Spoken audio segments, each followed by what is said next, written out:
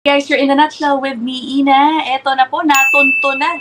Arestado na po yung ating kababayang ex-consultant who is accused of fraud. Napag-usapan po natin to a few days ago. I had 2 episodes about this, and in both episodes, meron po akong na-interview, nakakwentuhan, na nagko-complain laban po dito sa kababayan nating yun, accused of fraud dahil kumbaga niloko daw po niya ang kanyang mga kliyente. Specifically, I know mga nag-apply during the recently closed caregiver pathway noong March 31.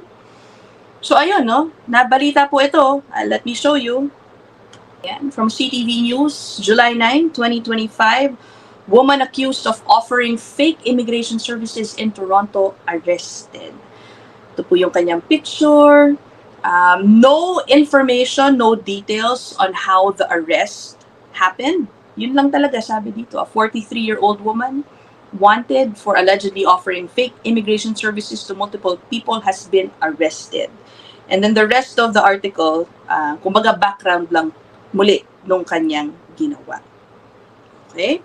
At by the way, sinasabi ko ng ex-consultant dahil siya po ay kumuha ng kanyang mga kliyente kahit na ang kanyang lisensya ay revoked. Puntahan natin po itong news release yan, ng Toronto Police. Toronto Police po kasi ang unang naglabas kumbaga ng alert about this person. Si Miss Maria Corpus, also known as Joanna Corpus. Okay. Sabi dito, suspect wanted in fraud investigation. Ang update, woman arrested. Puntahan natin no, yung charges na final po laban sa kanya. Ito po yan. 3 counts of fraud under $5,000, 3 counts of false pretense under $5,000, and 2 counts of utter forged document.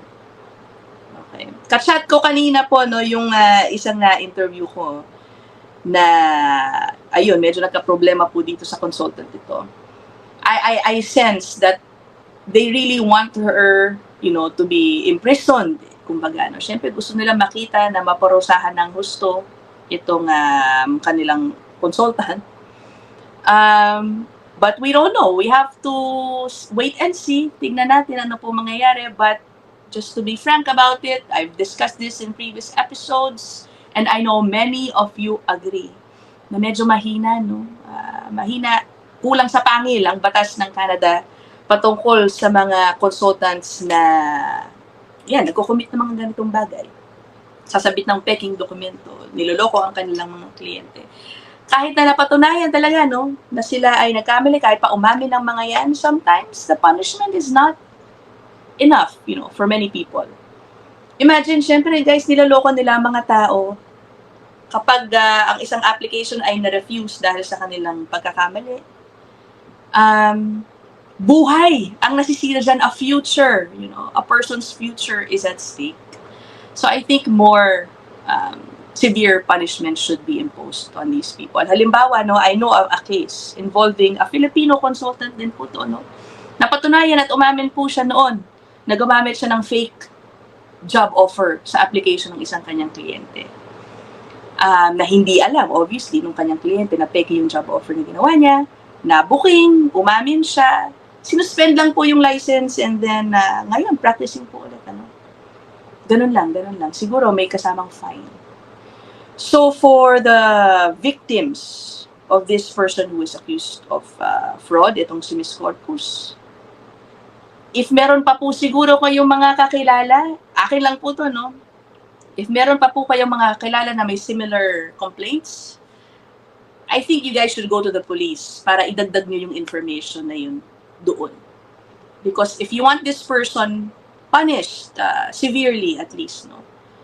I think you need to, kumbaga mas matinding case build up ba? The more complainants come forward, the more information na magpapakita na mas malaking pera pala ang kanyang nakalap all these years, you know, that could help if that is the outcome na gusto po ninyo. Sa akin lang po naman yun, ano.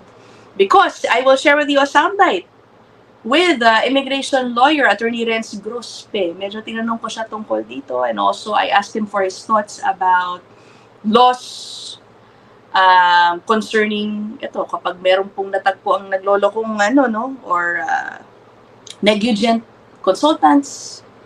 Ito po ang aking panayam dyan. What do you think about Canada's laws about mga negligent consultants, yung mga napatunayan na nanloko, gumagamit ng mga false documents, okay, nagsumbong na't lahat, nakasuhan na. Kasi I know, Attorney Renz, before, minsan napaparusahan pero nakakabalik pa rin sa pagpapractice. Binibigyan ulit ng lisensya to practice. Bakit ganun? Wala kasing pangil. Unfortunately. But also, kung titignan mo kasi, there are about 10,000 consultants. Okay. And one college to oversee them. Mm-hmm. Hindi siya katulad ng lawyers na each province and territory have a law society. Okay. And then each law society governs the lawyers, no? I see. Immigration lawyers and other lawyers. And tapos sa law society may may specific department pa. The other problem with the college is yung enforcement. It takes time bago ka, or multiple complaints bago sila kumilos. I see. No? Tapos yun nga, the other part is yung parusa, nagbigyan ka lang ng A fine. Suspension or fine. Suspended ka for a month or suspended ka for 3 months. Tapos, the way around, guys, sinasabi mo, the way around nung mga iba, sila gumagawa ng files, pinapapirma nila sa ibang lawyer or ibang So there should be more stronger enforcement. Yeah, oo nga. Yeah. And also, may nakukulong na ba dyan? Honestly, I've not seen a consultant. Sa mga reports na nababasa ko, the most na nakita ko, fine of tens of thousands of dollars plus house arrest. Parang yun yung nakikita kong pinaka-serious punishment so far. Is it rare to see a consultant behind bars pag ganyan? Yun nga, yung sabi ko, if it amounts to yung criminal fraud talaga. Okay. Ano yan? Sa volume of complaints ba yan? Amount na perang na kalap niya? Yun ba yung amount ng pera, gaano ka kasama yung intent sa fraud. Kung ano ba yan, may parang meron yung ganyang cases. Was like nasa Alberta. Ginagawa niya, mga Chinese nationals pupunta rito. Tapos ginagawa nila tens of thousands yun. Okay. Kapag papunta ng hundreds of Chinese nationals dito sa Canada. Hundreds na. Tapos nag-apply ng PR. Diba pag PR may may obligation to stay in Canada for 2 years. Or certain years to become Canadian. Ang ginagawa, lumalabas sila ng bansa, ng Canada. Pero meron silang fraud na bahay. Ganun. So yung tao na yun nakulong, nag-plead siya ng guilty ng multiple accounts of fraud. Nasa nasa news siya. Parang may documentary ito noon. Nakulong siya ng I think mga 1 year, 2 years, gano'n.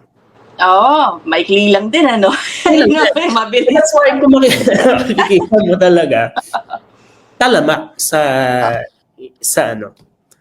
industry ng consultancy. Yeah. Okay, and I'll be frank with you, Attorney Renz. Sinatanong ko to sa'yo because nga may update doon sa kaso ng isang Pilipinong accused of fraud. Okay? Diyan sa Toronto. Na-aresto na raw siya. So I talked about this in a previous episode. So sabi mo, yun, 100 yung sa Chinese, hundreds na yung naparating niya dito na nagka-problema. Ito ang charges dito sa kababayan natin na nakaka-aresto lang. 3 counts of fraud under $5,000. 3 counts of false pretense under $5,000. And 2 counts of utter forged document.